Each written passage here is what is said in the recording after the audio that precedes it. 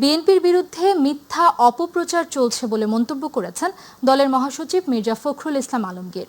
তিনি বলেন, দেশকে অস্থিতিশীল করতে ষড়যন্ত্র চলছে। দুপুরে কিশোরগঞ্জ জেলা বিএনপির ত্রিবার্ষিক সম্মেলনে তিনি এসব কথা বলেন। বিএনপি মহাসচিব বলেন, উড়ে এসে জুড়ে বসেনি বিএনপি, বরং লড়াই করে এত দূর এসেছে। যাদের সদ্য জন্ম কিংবা যাদের দেশের স্বাধীনতা প্রশ্নে ভিন্ন মত ছিল, তারাও এখন সমালোচনা করে। ফিনিক্স পাখির মতো বারবার অনেকেই ধ্বংস করতে চেয়েছিল, কেউ ভাঙতেও পারেনি। গুম খুন করে যারা ভাঙতে চেয়েছিল তারা দেশ ছেড়ে পালিয়ে গেছে। আমরা লড়াই করে সংগ্রাম করে এই বাংলাদেশ আমাদের নেতা জিয়াউর রহমান আমাদের এই দেশকে স্বাধীন করেছেন। বন্ধুগণ, ওইটা আমাদের গর্ব। 1971 সাল আমাদের নেতা গণতন্ত্র দিয়েছেন আমাদের নেত্রী আমাদেরকে সামনের দিকে পার্লামেন্টারি গণতন্ত্র দিয়েছেন। আর আমাদের নেতা যাকে পরিকল্পিতভাবে ষড়যন্ত্র করে শারীরিক মানসিকভাবে নির্যাতিত করে 111 নিয়ে এসে তাকে নির্বাসিত করেছিল, সেই নেতা আবার সেই গণতন্ত্রের শব্দ দিকে লড়াই করে আপনাকে এখানে। জনগণ পিআর চায় কিনা তা নির্ধারণ করবে জনগণ। তাই আন্দোলনরত ধর্মভিত্তিক দলগুলোর প্রতি ইশতেহার দিয়ে নির্বাচনে জয়লাভ করে পিআর বাস্তবায়নের আহ্বান জানিয়েছেন বিএনপির স্থায়ী কমিটির সদস্য সালাহউদ্দিন আহমেদ। কাকরাইল ডিপ্লোমা ইঞ্জিনিয়ার্স ইনস্টিটিউশনে আয়োজিত তারুণ্যের রাষ্ট্রচিন্তার তৃতীয় সংলাপে অংশ নিয়ে তিনি এইসব কথা বলেন। তিনি বলেন, যদি নৈরাজ্য সৃষ্টির মধ্য দিয়ে সাংবিধানিক শূন্যতা তৈরি হয়, লাভবান হবে অসাংবিধানিক শক্তি। যেদিন ছাত্র প্রতিনিধিরা উপদেষ্টা হয়েছেন, সেদিন থেকে রাষ্ট্রের পরিবর্তনে তারা ভূমিকা রাখার যোগ্যতা হারিয়েছে বলেও মন্তব্য করেন তিনি। সবার জন্য শিক্ষা বাস্তবায়নের জন্য আমরা এই 1991 সালে দেশনেত্রী বেগম খালেদা জিয়ার ঘোষণা মতে বাংলাদেশে সবার জন্য শিক্ষা কার্যক্রম শুরু করি। শহীদ রাষ্ট্রপতি জিয়াউর রহমান গণশিক্ষা কার্যক্রমের মধ্য দিয়ে সাক্ষরতার অভিযান চালিয়ে বয়স্কদের জন্য বয়স্ক শিক্ষা পাঠশালা এবং কর্মসূচি প্রণয়ন করে সাক্ষরতার হার বাড়িয়েছিলেন। এই জন্যই সবসময় বলি, বাংলাদেশে যা কিছুই সংস্কার এবং উৎপাদনশীল শিক্ষা, উন্নয়ন এবং সমৃদ্ধির পরিকল্পনা প্রণীত হয়েছে, বাস্তবায়ন হয়েছে, সকল কিছুই বিএনপির হাত ধরেই শুরু হয়েছে। অন্যান্য সরকারের কিছু কিছু কৃতিত্ব নাই সেটা বলবো না, কিন্তু উল্লেখ করার মতো নয়। ডাকসু জাকসু নির্বাচনে জয়ী হলেই জাতীয় নির্বাচনে জয়ী হওয়ার সুযোগ নেই বলে মন্তব্য করেছেন নাগরিক ঐক্যের সভাপতি মাহমুদুর রহমান মান্না। 90-এর ডাকসু নির্বাচনের কথা তুলে ধরে বলেন, তৎকালীন সময় ছাত্রলীগ থেকে ভিপি হন সুলতান মনসুর, কিন্তু তার পরের নির্বাচনে আওয়ামী লীগ সরকার গঠন করতে পারেনি। শনিবার সকালে এক অনুষ্ঠানে তিনি এসব কথা বলেন। এই 5 মাসে আরো কিছু কিছু ফ্যাক্টর তো হবে, যুক্ত হবে, ইভেন্ট হবে, ঘটনা ঘটবে, সেই ঘটনাও জাতীয় নির্বাচনে প্রভাব ফেলবে। জামাতের ভোট সর্বশেষ কত ছিল আমার এক্স্যাক্টলি মনে নয়, পসিবলি 7% বা সামথিং। এইটা 9% হলো।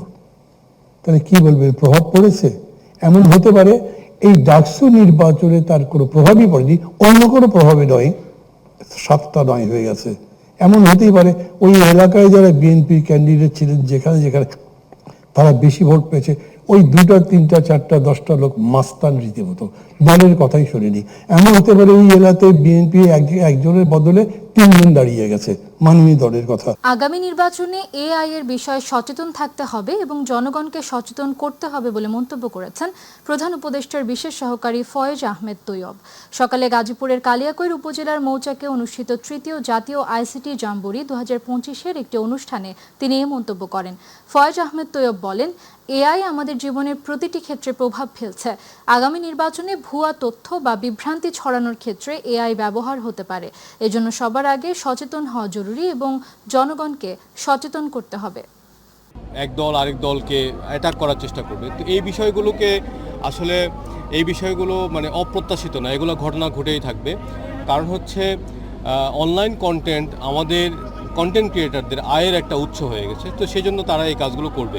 এই জন্য সবচেয়ে বেশি যেটা প্রয়োজন সেটা হচ্ছে সচেতনতা তৈরি। জাতীয় নির্বাচনে নানা ক্ষেত্রে নানা রকম অপ্রত্যাশিত ঘটনা ঘটতে পারে, সেক্ষেত্রে স্কাউটরা যেহেতু স্কুল এবং কলেজের ছেলে মেয়েরা থাকে, তাদের নিরাপত্তাটা নিশ্চিত করে তাদেরকে কিভাবে এই জাতীয় নির্বাচনের সাথে সংযুক্ত করা যায় সে বিষয়ে আমরা ইতিমধ্যেই পরামর্শ করছি।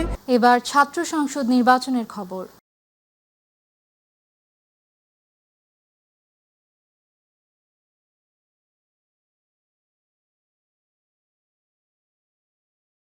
রাজশাহী বিশ্ববিদ্যালয় কেন্দ্রীয় ছাত্র সংসদ রাকসু নির্বাচনে ২৪ দফা ইশতেহার ঘোষণা করেছে ছাত্র শিবির সমর্থিত সম্মিলিত শিক্ষার্থী জোট প্যানেল। আজ সকাল 10:30টার দিকে বিশ্ববিদ্যালয়ের বুদ্ধিজীবী চত্বরের সামনে সংবাদ সম্মেলনের মাধ্যমে এই ইশতেহার ঘোষণা করা হয়। ১২ মাস ২৪ সংস্কার শীর্ষক এই ইশতেহারে বিভিন্ন প্রস্তাবনা দেওয়া হয়েছে। এই নির্বাচনে জয়ী হলে নির্ধারিত সময়ের মধ্যে এসব প্রস্তাবনা বাস্তবায়নের প্রতিশ্রুতি দেওয়া হয়। সংবাদ সম্মেলনে লিখিত ইশতেহার পাঠ করেন ইসলামী ছাত্র শিবির সমর্থিত প্যানেলের ভিপি পদপ্রার্থী মুস্তাকুর রহমান জাহিদ। সকল ধরনের নিয়োগ ও প্রাতিষ্ঠানিক সুবিধার ক্ষেত্রে বৈষম্য দূর করতে চাই। জুলাই অভ্যুত্থানে শিক্ষার্থীদের হামলার ঘটনায় জড়িতদের বিচারের আওতায় আনতে চাই। জুলাই জাদুঘর স্থাপন করতে চাই এবং 16 জুলাই যেদিন ছাত্রলীগ পালিয়েছিল 16 জুলাইকে সন্ত্রাস প্রতিরোধ দিবস হিসেবে ঘোষণা করতে চাই। মাদক ও চুরি ছিনতাই প্রতিরোধ এবং ক্যাম্পাস নিরাপত্তা জোন প্রতিষ্ঠার লক্ষ্যে নিরাপত্তা ব্যবস্থা জোরদার করা, রাতের বেলা ক্যাম্পাসে পর্যাপ্ত আলোর ব্যবস্থা রাখা। এবারে অন্যান্য প্রসঙ্গ। বাংলাদেশকে এখনই পরিচ্ছন্ন, নিরাপদ এবং সাশ্রয়ী জ্বালানি সমাধানের দিকে এগিয়ে যেতে হবে, যাতে দেশ টেকসই অর্থনৈতিক উন্নয়নের নতুন পথে এগিয়ে যেতে পারে। অ্যানথ্রোপোসেন ইনস্টিটিউটের চেয়ারম্যান কার্ল পেজ এবং তার সহকর্মীদের সঙ্গে এক ভার্চুয়াল সম্মেলনে দেয়া বক্তব্যে প্রধান উপদেষ্টা অধ্যাপক ডক্টর মোহাম্মদ ইউনূস এ কথা বলেন। প্রধান উপদেষ্টা বলেন, এখন সময় এসেছে বাংলাদেশকে গুরুত্ব সহকারে বিকল্প পরিচ্ছন্ন জ্বালানি বিবেচনা করার, যার মধ্যে বৃহৎ পরিসরে সৌর বিদ্যুৎ স্থাপন অন্যতম। অধ্যাপক ইউনূস বলেন, বিশ্বের ঘনবসতিপূর্ণ এবং জলবায়ু ঝুঁকিপূর্ণ দেশগুলোর একটি হিসেবে বাংলাদেশ দীর্ঘদিন জীবাশ্ম জ্বালানির উপর নির্ভরশীল থাকার সামর্থ্য রাখে না। এ সময় কার্ল পেজ তার বক্তব্যে নতুন প্রজন্মের পারমাণবিক প্রযুক্তি ও হাইব্রিড সিস্টেমের সাম্প্রতিক অগ্রগতির কথা তুলে ধরেন। রংপুরের গঙ্গাচড়ায় দ্বিতীয় তিস্তা সেতু রক্ষা বাঁধে আবারও তীব্র ভাঙন দেখা দিয়েছে। দুদিনেই বাঁধের প্রায় ৬০ মিটার অংশ নদীগর্ভে বিলীন হয়ে গেছে। এতে ভাঙন ঝুঁকিতে পড়েছে দ্বিতীয় তিস্তা সেতু ও রংপুর লালমনিরহাট আঞ্চলিক সড়ক। কয়েক মাস ধরে ভাঙন চললেও কোনো ব্যবস্থা না নেয়ায় ক্ষুব্ধ স্থানীয়রা। প্রতিনিধি মাহমুদুল হাসানের তথ্যচিত্রে আরও জানাচ্ছেন শামস তাবরেজ উচ্ছ্বাস। উজানের পাহাড়ি ঢলের তীব্র স্রোতে দ্বিতীয় তিস্তা সেতুর রক্ষাবাঁধের ৬০ মিটার অংশ ভেঙে নদীতে বিলীন হয়ে গেছে। প্রায় ৯০০ মিটার দীর্ঘ এই বাঁধের ভাঙন দেখা দেয়ায় হুমকির মুখে পড়েছে সেতু ও রংপুর লালমনিরহাট আঞ্চলিক সড়ক। প্রতিদিন এই সড়ক দিয়ে যাতায়াত করে অন্তত ৩০ থেকে ৩৫ হাজার মানুষ। স্থানীয়দের অভিযোগ, কয়েক মাস আগে বাঁধের ব্লক ধসে গেলেও এলজিডি কোনো ব্যবস্থা নেয়নি। ৬০ মিটার পর্যন্ত নদীগর্ভে বেড়িবাঁধ বিলীন হয়ে গিয়েছে। এই তিস্তা যদি এখানে বাঁধের মাথা ভাঙে, আমাদের বাড়ি ঘর ধরে ধকপকট পড়ে যাবে। কিছুদিন আগেই যদি একটু ট্রিটমেন্ট নেওয়া গিয়েত, তাহলে আজকে এই বন্যার মাঝে আমাদের হাজার হাজার জমি, আমাদের ফসলি জমিগুলো ভাঙি যেত না। এলজিডিকে বারবার অবগত করা হলেও তারা শুধু আশ্বাস দিয়েছেন, কিন্তু কার্যকর কোনো ব্যবস্থা নেননি বলে জানান জনপ্রতিনিধিরাও। ব্রিজটা এলজিডি করছে এবং এটা এলজিডির সঙ্গে যোগাযোগ করছি, তারা বলতেছে আমরা যাব। তা এটা ভেঙে গেলে যে সমস্যাটা আপনারা জানেন, রংপুর লালমনিরহাট যে সেতু আছে আমাদের, এই তিস্তা মহিপুর সেতু, এই সেতুটা থেকে আমাদের লালমনিরহাটে যাওয়া যাতায়াত রাস্তাটাও পর্যন্ত হুমকির মুখে পড়বে। বাঁধ ধসের বিষয়টি ঊর্ধ্বতন কর্তৃপক্ষকে জানানো হয়েছে এবং সর্বোচ্চ গুরুত্ব দিয়ে দেখা হচ্ছে বলে জানান উপজেলা প্রশাসন। এলজিডির জেলা দপ্তরকে আমরা জানিয়েছি, দ্রুততম সময়ে সেটা রিকভার করার জন্য যা যা করা দরকার সেই প্রস্তুতি আমরা শুরু করেছি। আমরা আশা করি যে এটা খুব দ্রুততম সময়ে এটার কার্যক্রম শুরু হবে। পানি কমলে ভাঙন রোধে দ্রুত ব্যবস্থা নেওয়া হবে বলে জানিয়েছে এলজিডি নির্বাহী প্রকৌশলী। এখন তো পানি বেশি, পানিটা একটু কমলে আমরা ওখানে যদি জিও ব্যাগের প্রয়োজন হয় আমরা জিও ব্যাগ ওখানে ফেলবো। স্থানীয়দের দাবি, ঝুঁকিপূর্ণ এই বাঁধ রক্ষায় দ্রুতই উদ্যোগ নেবে সংশ্লিষ্ট কর্তৃপক্ষ, এমনটাই প্রত্যাশা তিস্তাপাড়ের সাধারণ মানুষের।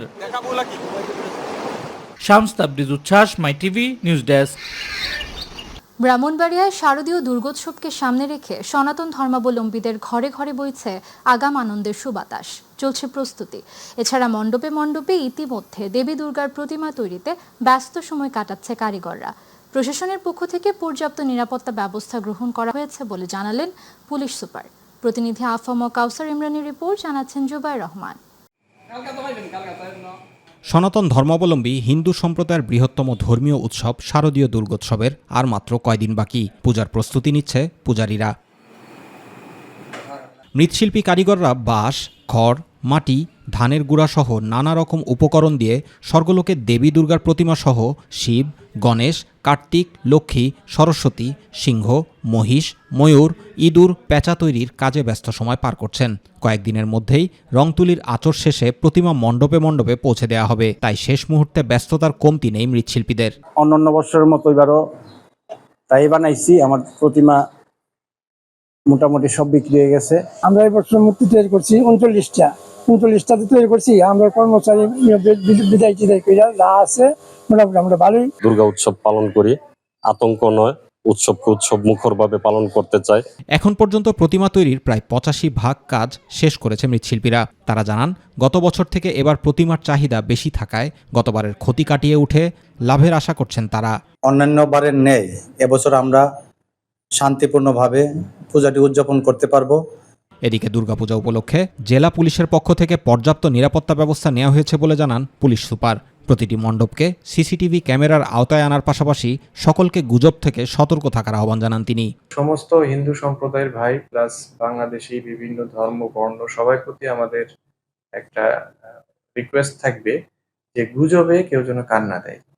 পুলিশের পাশাপাশি সেনাবাহিনী থাকবে, সেনাবাহিনী, র্যাব, ফায়ার ব্রিগেড এরা থাকবে। এবছর ব্রাহ্মণবাড়িয়া শহর সহ 9টি উপজেলায় প্রায় 577টি মণ্ডপে দুর্গাপূজা পালিত হবে।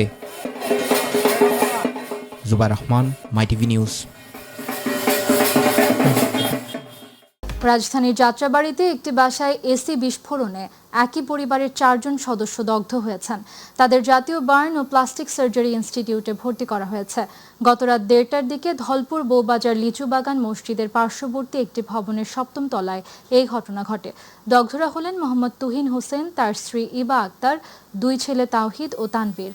তুহিন মোতালেব প্লাজায় একটি মোবাইল সার্ভিসিং দোকানে কাজ করেন। তাদের বাড়ি মাদারীপুরের সদর উপজেলায়। দগ্ধ ইবার বোন ফারজানা আক্তার জানান, দুর্ঘটনার সময় পরিবারটি ঘুমিয়েছিলেন। হঠাৎ এসি বিস্ফোরণের পর মুহূর্তেই আগুন ছড়িয়ে পড়লে তারা 4 জনই দগ্ধ হন। পরে আশপাশের ভাড়াটিয়ারা আগুন নিয়ন্ত্রণে এনে তাদের উদ্ধার করে হাসপাতালে নিয়ে যান।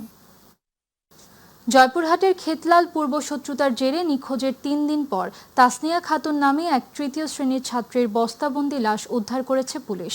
রাতে উপজেলার বরতারা ইউনিয়নের শালবন গ্রামে তাসনিয়ার লাশ উদ্ধার করা হয়। পুলিশ জানায়, গত বুধবার বিকেলে বাড়ি থেকে বের হওয়ার পর নিখোঁজ হয় তাসনিয়া।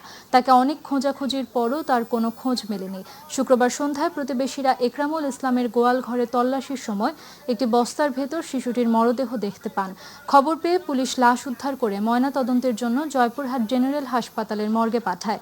মর্মান্তিক এ হত্যাকাণ্ডে এলাকায় শোকের ছায়া নেমে এসেছে।